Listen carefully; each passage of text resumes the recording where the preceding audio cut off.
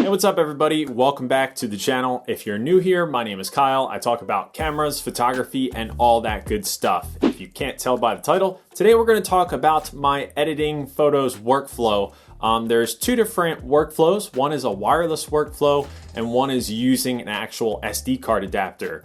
I mainly edit on my iPhone. I have an iPhone XR, a little bit older, but still does the job perfectly fine for me. I also edit occasionally on my iPad Pro 10.5 inch, it's a little older model, and then my MacBook Pro, very rarely. So mainly just editing with my phone, but I thought I would share with you guys how I get photos to there in the highest quality possible.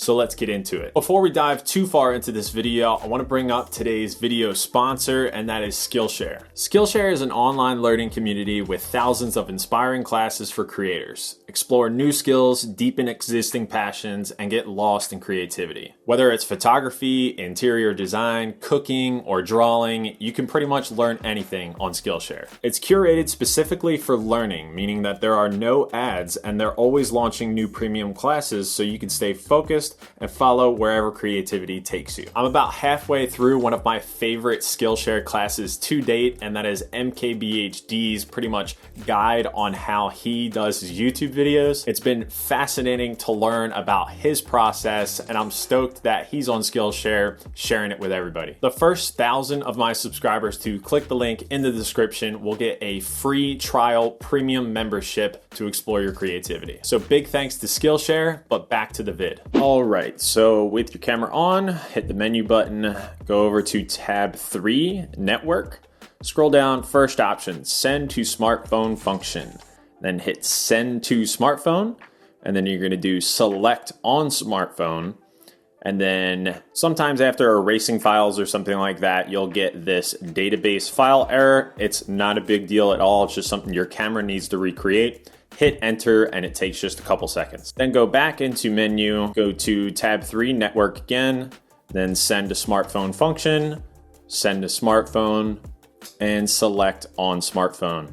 Then it's gonna create a Wi-Fi access point that you then connect to from your phone. So you can do this anywhere while traveling, wherever you are, and your phone will connect to your camera's Wi-Fi point. So it's not using a public Wi-Fi, it is a Wi-Fi that only your camera creates. Okay, once your camera is waiting for you to connect to its Wi-Fi point, you're gonna go to settings, Wi-Fi, and then there is the 6100 right there. So I'm gonna tap on that. If it's your first time connecting, you may have to enter a password or you can use the QR code. Now the camera goes back to saying it's sharing. And I'm gonna go to the Image Edge mobile app. That's the Sony app that you use to remote control your camera or transfer photos. And at the top here, my 6100 is connected. So I'm gonna hit the start button that's highlighted. This is a message basically just stating that your raw files, if you transfer raw files, they are gonna convert to JPEG. So I've told this to a lot of people in the comments and everything like that, but that's kind of why I wanted to make this video, is to let you guys know that raw photos can't be transferred wirelessly and stay raw. When they get transferred, they just get converted to a JPEG, a smaller file. It says in here it's a 2 meg HEIF file, but in the end, it turns out it is a JPEG file. So I'm gonna hit don't show this again and get rid of that screen.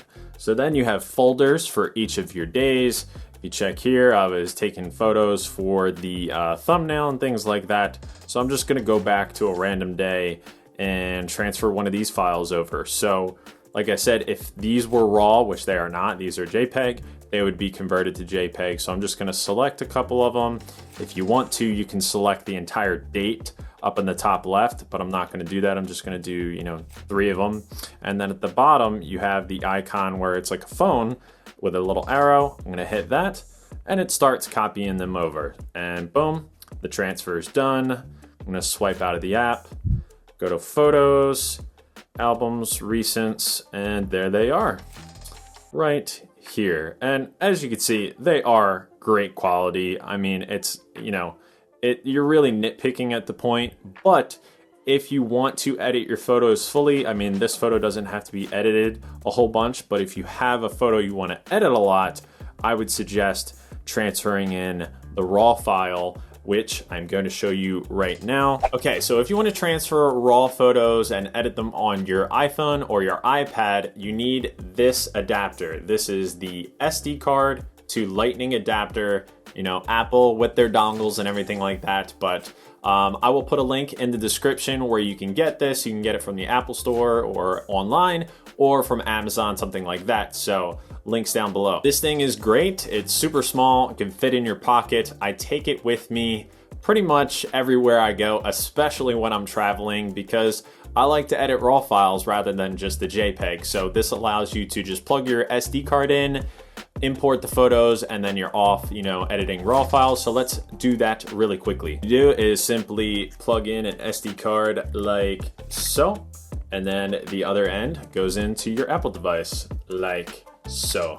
All right, so then when you go to the Photos app, you will get this import tab in the bottom right-hand corner. So you select that, and then it starts loading in your photos. My one big gripe with this is that it loads the photos from the oldest up top to the newest down bottom. And if you have a ton of photos, you have to scroll all the way through as they're continuing to load. So this is kind of why I've been getting in the habit of having less photos on my SD cards. All right, so once it stops loading, you can then, you know, pick the photos that you want. I got a couple cool shots of Moose here sitting on the stairs, being adorable. So I'm gonna select a couple of those photos, and then at the top right-hand corner, you just hit import, import all. You don't wanna do that, or at least in my case, I'm gonna do import selected. Gives you a little progress bar, and done. It lets you choose if you want to delete those photos that you just imported, or if you want to keep. I'm just going to say keep for right now. Then I'm going to go over to albums, and as you see, they are right here. Moose sleeping on the stairs in all of his glory.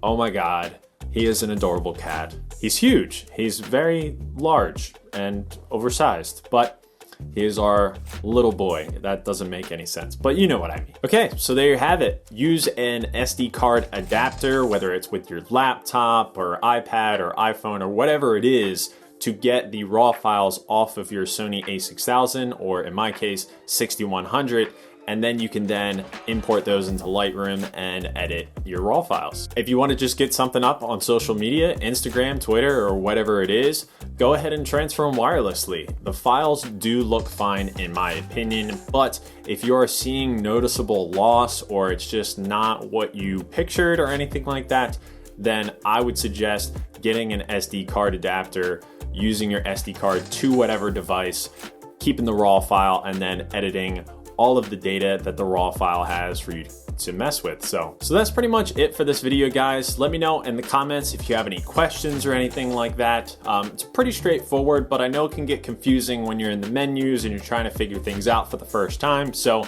hopefully this video helped you. If you want to know more tips and tricks for your Sony a6000 or a6100, I will link the tips and tricks series of videos that I've done in the past down in the description. And yeah, hope you guys had a good time. I know I did. And as always, guys, I will see you in the next episode later.